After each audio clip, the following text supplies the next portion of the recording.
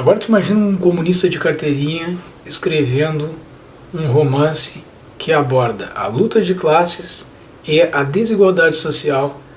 em plena ditadura do Estado Novo, em 1937.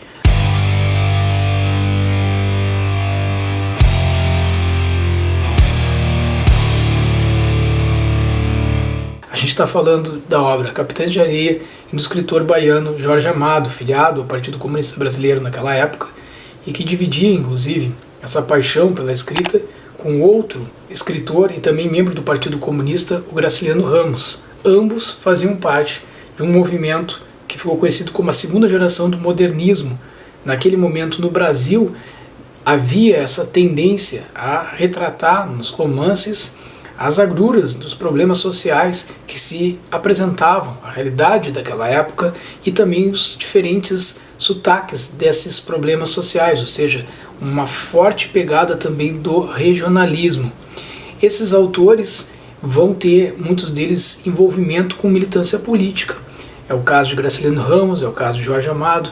e eles vão ter uma motivação a mais para levar a literatura ao conhecimento da população de modo geral, como uma espécie de tentativa de transformação social pela via do conhecimento, da cultura, e não só da militância política. Acontece que o Jorge Amado foi preso em 36, antes da instauração do Estado Novo, e depois em 37 também, porque ele era acusado de ter participado da Intentona Comunista. Intentona Comunista essa que foi um movimento de resistência a um outro movimento de caráter fascista que surgiu no Brasil em 32, que se deu a partir da Revolução Constitucionalista em São Paulo. Ao longo dos anos, durante a década de 30, e por todas as partes do mundo, movimentos começaram a surgir com caráter de ultranacionalismo.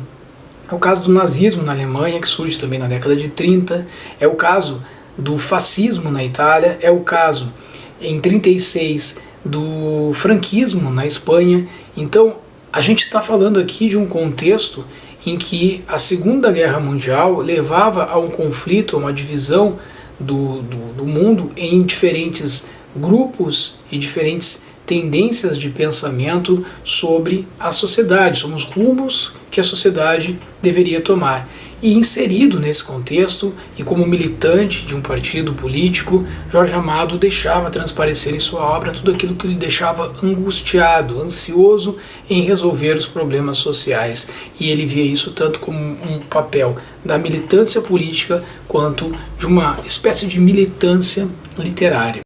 Lembrando que o autor, escritor, Jorge Amado, nunca se diferenciou do militante político. Ele foi deputado constituinte, ele teve suas obras perseguidas e proibidas de circularem por torno de 6 anos, se não me engano. Algumas de suas obras foram queimadas, inclusive em Salvador, na Bahia, justamente por esse caráter subversivo, mas ela está aqui, uma delas está aqui. A gente está falando de Capitães da Areia, porque hoje, até que provem o contrário e impeçam a gente de continuar estabelecendo esse tipo de comunicação, nós podemos e vamos falar de boa literatura, de literatura que é capaz de transformar a nossa vida. Então esse livro ele vai contar a história dos Capitães da Areia, que eram meninos abandonados que viviam pelas ruas de Salvador, a levar a uma reflexão bastante grande sobre a ideia de liberdade. Quais são as nossas concepções sobre liberdade? E esses meninos, eles cometiam pequenos delitos e alguns golpes para manter a sua subsistência, sempre pensando na realidade imediata e nas necessidades daquele instante para se manterem vivos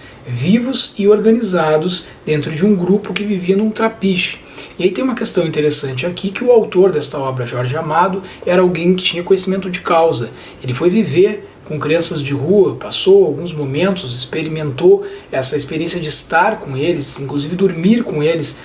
no trapiche, na Bahia, em um local onde tinham só crianças entre 6 e 16 anos, para conhecer na prática a realidade em que elas viviam e depois transpor isso em texto. E isso fica muito evidente aqui, porque os detalhes que se dá dessa realidade de viver num trapiche abandonado, de viver pelas ruas das praias de Salvador. E isso foi colocado de uma forma que seria impossível se não houvesse esse conhecimento de causa, esse conhecimento empírico. Ele foi até lá, ele vivenciou isso e ele transpôs isso de uma forma magistral nessa obra. Esse livro vai buscar a essência da palavra dignidade e não vai passar a mão em torno dos delitos que são cometidos por essas crianças. Só que vai mostrar como que esses delitos são cometidos, em que contexto esses delitos são cometidos, como que um delito vem a ser cometido por uma criança em situação de rua e como que muitas vezes delitos piores ou iguais são cometidos por pessoas que não têm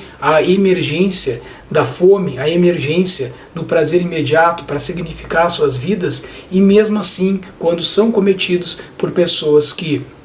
não tem essa situação, esse contexto em que leva à criminalidade, isso é pormenorizado em função de uma classe social, de uma colocação na sociedade em que a gente vive. Isso é permanentemente um conflito de classes, um conflito de interesses, de posições, de interpretações de mundo e de resoluções do ponto de vista jurídico, inclusive, para a solução que não se dá a esse problema social. Então, Jorge Amado é alguém que merece que a gente aplauda de pé por essa e por outras obras, mas já que estamos falando de Capitães de Areia, pela caracterização dos seus personagens, que nos levam a reflexões tão profundas. É o caso de Pedro Bala, um menino que era filho de um sindicalista, acaba órfão, vai morar na rua e se torna o líder desses outros meninos, ele que nem mesmo era mais velho do que todos eles, que tinha uma idade que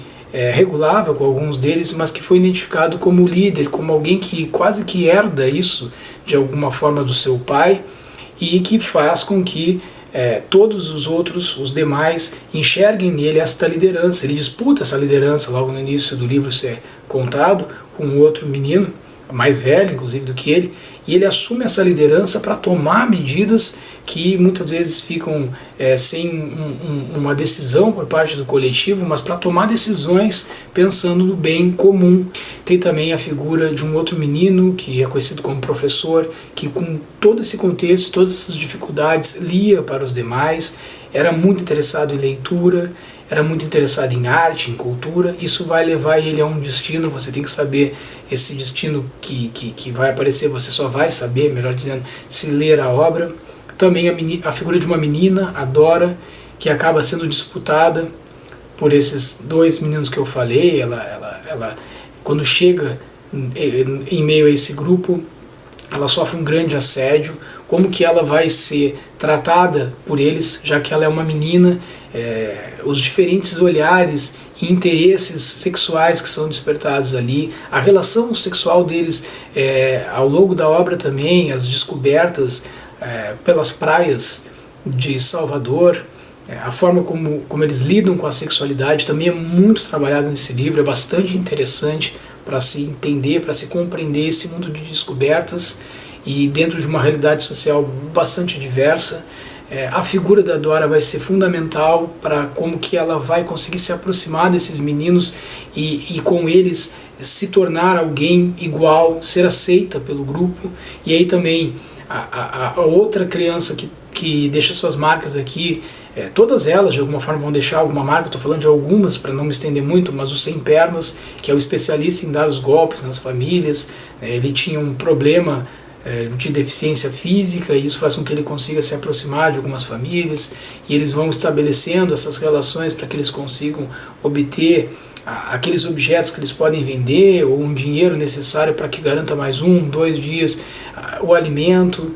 a condição de imediata, de instintiva de sobrevivência que se dá a partir do crime, né? E também outros personagens que vão surgindo aqui, o padre José Pedro, ele vai ser o mentor de um outro menino, Perulito, que acaba tendo essa vocação e quer muito vir a ser padre quando sair das ruas. Vejam, o nome do líder é Pedro Bala, o nome do padre é José Pedro.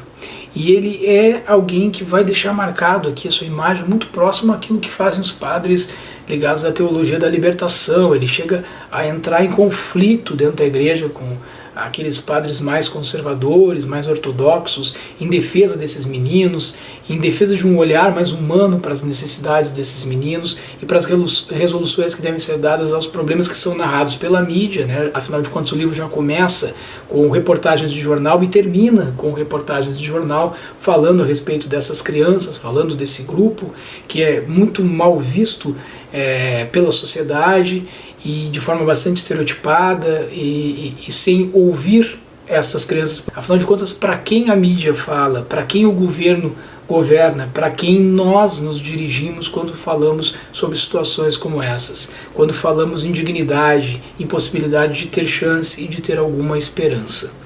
Leiam Capitães de Areia, do grande escritor baiano Jorge Amado, um livro fundamental para a sua vida, para a sua formação, para a sua compreensão do mundo em que a gente vive.